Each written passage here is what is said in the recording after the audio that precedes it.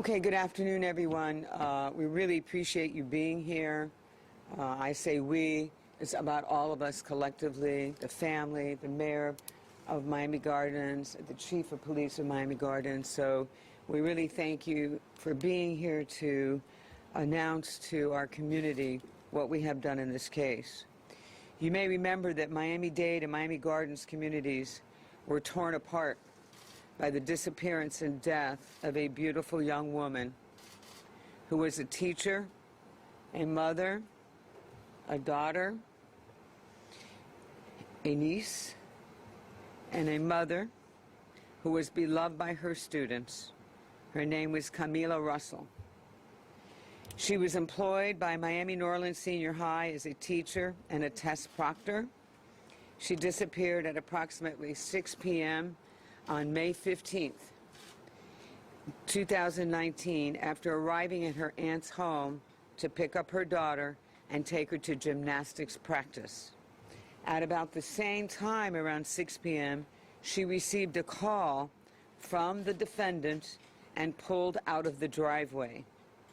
Driving only a short distance because he lived very close by, she pulled out of the driveway and then drove to the defendant's house. And that was the last time that she was seen alive. She entered the defendant's home, never being seen alive again. Nightly video, neighbors' video surveillance shows that the defendant was driving the victim's vehicle away from his home less than an hour after she went inside.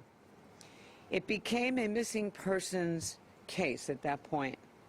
But because she didn't show up at school, she was not in contact with her family, and it then moved because she didn't show up at school, and everybody knew she was a very doting mother, a very loving family member. They were always in touch with each other.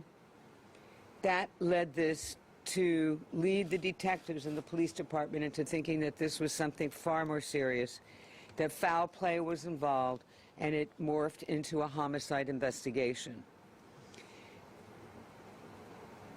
One of the points that we want to make as a community, as law enforcement, is we're always saying we need the eyes and ears of everyone in our community to work with us in leadership and law enforcement to make the case. And that's what happened here. There was a break came in the case just 5 days later from a school employee who referred a very suspicious note from Roberts that instructed the employee where the victim's car was and what he was supposed to do with this car. What he was supposed to do with the car was chop it up so no one could find it. Then when the assistant principal referred this then to the police, of course, immediately contacted this employee and began to interview him. And that's when this employee told the police about a weird phone call that he had received from Roberts, who said that Roberts told this school employee earlier that he'd had an intruder and there was blood in my house, and I want you to tell me how I'm supposed to clean up this blood. And that's what led to a search warrant. So today, Ernest Roberts has been arrested and charged with the murder of Kameela Russell. Let me just tell you a little bit about the relationship between the two. Kameela Russell and Ernest Roberts knew each other since they were children. Roberts is the godfather of both of Russell's children. Roberts was formerly the assistant principal at Norland Senior High. And that, by the way, is the exact same school where Kameela Russell was working at the time of her disappearance. Sadly and tragically, on Saturday, May 25th, 2019, Kameela Russell's body was found floating in a canal in Coconut Cay community, the same community in which the defendant lives. And this is what has happened in this very complicated investigation that is still ongoing. But I really need to stop at this point and give a lot of credit to the people that made this case possible. In addition to the employee who came forward with that tip that led to this chain of events. It takes really good police work. And I want to thank Mayor Oliver Gilbert, and I have already, and I continue during the investigation to praise him and his police department for a fabulous job, a really dedicated, dogged investigation. They were tenacious from the beginning. And of course, our Chief Delma Noel-Pratt, who did a phenomenal job. I want to thank you, Chief, for the great work of your department, of your captains, your detectives, your major. Everyone was working round the clock in a very professional and accomplished way. So we thank you very much, Chief. There's more to that. You have the community that came forward, gave us information. You have the excellent police work, and you're going to hear from both the mayor and the police chiefs in a minute. But then you also have the lawyer side of it, the prosecutor side. And you've heard me say often it takes a whole team. And so I want to publicly thank the members of my office, Kathleen Hogue, who's the chief assistant, who is one of the preeminent experts in homicide cases. I think most of you in the media already know her. And to her right is a rising star in our office, Kevin Betancourt, who did a phenomenal job. He's the one that did a lot of the legwork, a lot of the phone calls, in the middle of the night, working with schools, working with the police department. And so congratulations. Thank you for always doing a phenomenal job, Ms. Hogue. And thank you very much for your commitment and your caring. And you've noticed there are family members, before I go into more of the case, that are standing with us here today. And it takes a lot of courage, and it takes a lot of commitment to be here today for their loved one that they lost.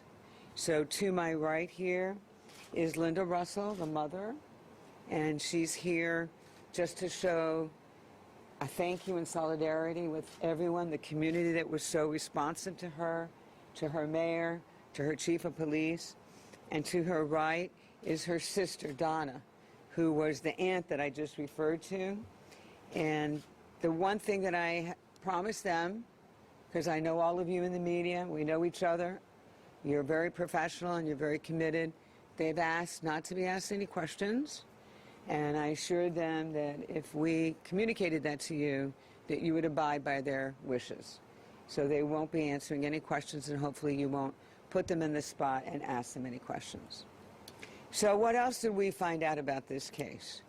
We found out that the defendant deliberately shut down his video surveillance system at his residence. We also know that there was blood evidence found in his home. I believe that you have a picture of the floor, or no?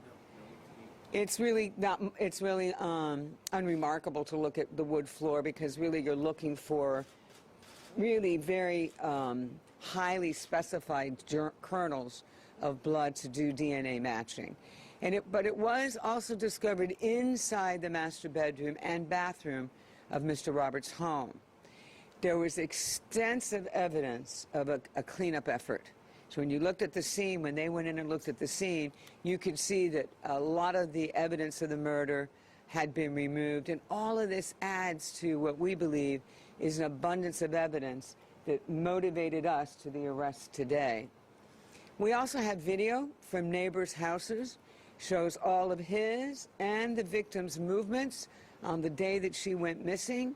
Again, this is good police work. The police went door to door, trying to find out if any neighbors had any video equipment, anything that might have been captured. And so that's how we pieced all of this together. We know that this arrest has been very difficult on Kameela Russell's family, because they've been family for years. They considered him part of their family since childhood. They've all been together and celebrated as family.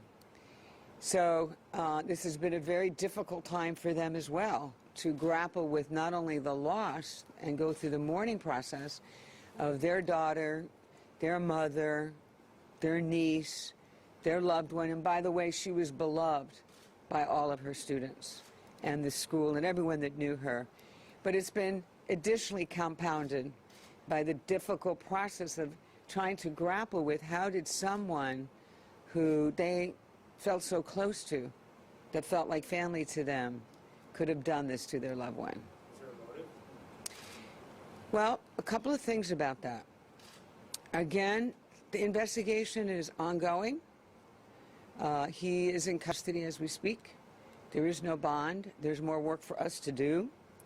I know you know this because you're a very seasoned reporter and journalist. Motive is not a necessary element of a crime, but of course, we all want to know what led to this. So we know the family is going to have those kinds of questions. And we all want to know that. It's human nature to try to find out how was it that someone so close could have done this to someone that was so loved by so many people.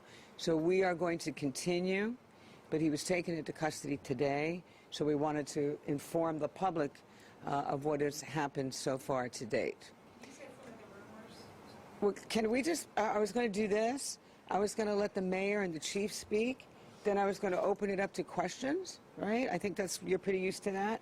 They may answer some of the questions that you have. And then if you listen to our mayor and to our chief of police and you still have questions, you know, we're all here to answer whatever questions we can. Okay, so with that, I'd like to introduce the very distinguished mayor of Miami Gardens, Oliver Gilbert. Thank you, Kathy. I won't speak long. I'll just say this. It's the mayor of Miami Gardens. I don't take pleasure in being here today because it's not just that someone lost their daughter or their niece or their mother or their friend or their teacher. It's not just them that's hurt, it's the community that's hurt. I knew Kameela. You know, when I visited Norland all the time, she was the sweetest spirit. I take that long walk down the hallway and go to her office. It didn't matter what she was doing, she always greeted you with a smile. Her loss isn't just a loss for this family, her loss is a loss for everybody. I'd like to thank Kathy and her staff, Madam State Attorney, you all did a great job working with us, and the chief. I especially like to thank the residents of Miami Gardens. You know, you all, we don't talk about it while it's ongoing, but you come forward and you give us information that allows us to solve crimes. So they're able to make an arrest today because of good police work and good prosecutors, but actually good people who said, hey, you know what, this doesn't sound right, and I'm not going to stay in my corner, in my house, in my business. I'm going to come out and I'm going to say something, because saying something allows us to start the closure process. I appreciate everyone and the role they played in this, and I do hope that we find out why, because while there's no reason to ever take a life, this life was really, really, really special. You really just had to know her. Yeah, thank you. Thank you, Mayor.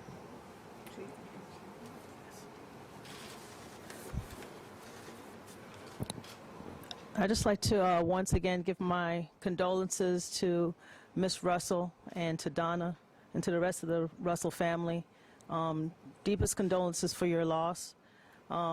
We worked diligently on this case, and like I told you before, we weren't going to sleep until we got the subject who did this.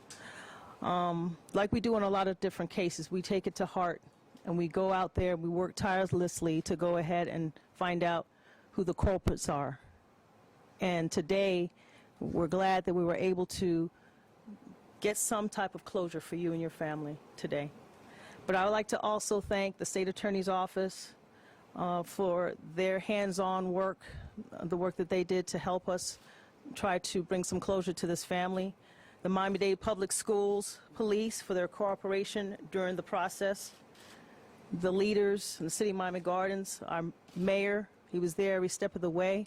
The council members for being there for us also.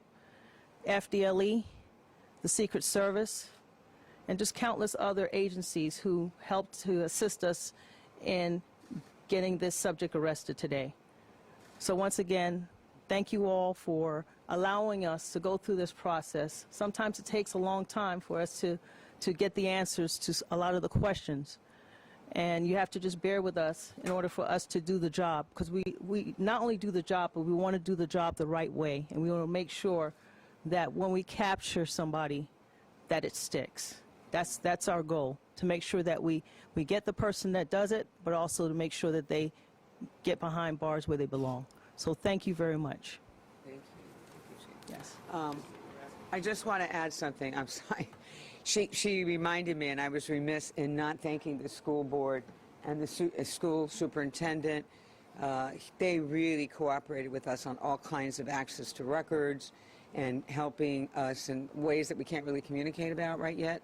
But I did invite the superintendent. I notified him yesterday, and he would have been here today, but as you see, we put this together very last minute. But I do publicly also want to echo the sentiments of the chief that they were a key partner in this case. So having said all that, you have any questions? I want to ask the chief, if Chief, can you describe, was the email that was sent from him to a subordinate, was he like asking or ordering him or to clean up the blood? Can you describe what that email was all about again? As was stated before, there's still some pieces to the puzzle that we're looking at, so I will not disclose that at this time. How key was him contacting authorities when he got that message? It's in the arrest report. It was a very key part of it. How so? Can you just elaborate a little bit? A lot of times when we get evidence, it allows us to go in furtherance of it in order to figure out exactly the connection between parties. And that's what it allowed us to do, to find the connection between the parties. So was the scenario that he invited her to his house and then killed her and then disposed of the body that same day, as far as you guys can tell? If that's on the arrest form, yes. Yes. Have you all gotten a copy of the arrest warrant? Okay, so, Yeah, it's out there. We will They make- already have it out there. huh? They should have had it. Yeah, we're apologizing. I don't know, it's not the word of the chief, but somebody just step up and carry it. Sure. Yeah, so it was rumored that Ms. Russell was pregnant. Can you confirm that or say anything about that? I can't answer that. We believe, based on the medical examiner's report, that she was not. We heard the same thing. Ms. Rundle? Yes. You asked us not to ask the family any questions. Yes. Do they have any statements they want to make without us asking any questions?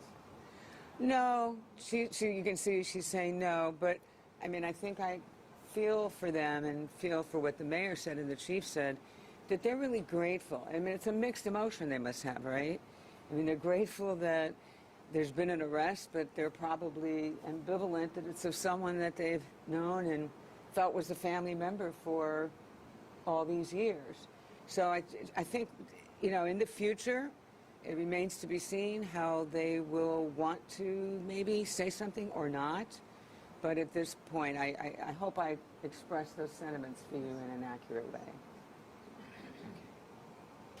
Okay. I thought I heard the chief thank the Secret Service. Can you speak to their involvement? Is that the tapes?